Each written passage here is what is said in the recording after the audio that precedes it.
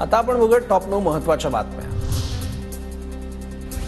अमरावतीमधील अंजनगाव सुरजीच्या तहसीलदारांनी बांगलादेशी आणि रोहिंग्यांना 1100 जन्म प्रमाणपत्र दिले। भाजप नेते किरीट सोमय्यांचा आरोप। या संदर्भात सोमय्या तहसीलदारांची भेट घेणार। वातावरण अस्थिर करण्याचा किरीट सोमय्या यांचा प्रयत्न। सोमय्यांच्या सुरजी दौऱ्यावरून बळवंत वानखेडेंची प्रतिक्रिया। तर रोहिंग्या आला असता तर गावकरी किंवा प्रशासनाच्या लक्षात आलं असतं, वानखेडेंचं वक्तव्य। मंत्र्यांच्या बंगल्यावरील उधळपट्टीला लगाम लागणार। शासकीय निवासस्थानावरील अधिकच्या खर्चाच्या तक्रारींची मुख्यमंत्र्यांकडून दखल। सूत्रांची माहिती। तर नव्या अधिकाऱ्यांची नावं खासगी सचिव म्हणून दिली जात असल्याचीही सूत्रांची माहिती।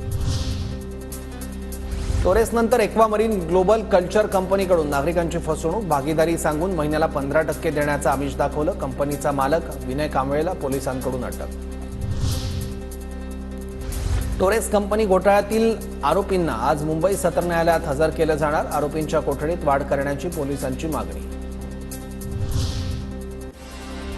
शक्तीपीठ महामार्गासाठी पुन्हा हालचाली सुरू। MSRDC कडून केंद्रीय पर्यावरण मंत्रालयाकडे प्रस्ताव सादर। महाराष्ट्र राज्य कांदा उत्पादक संघटनेनं लासलगाव बाजार समितीतील कांद्याचे लिलाव बंद पाडले। कांद्याच्या बाजारभावात 1000ची घसरण। शेतकरी चिंतेत।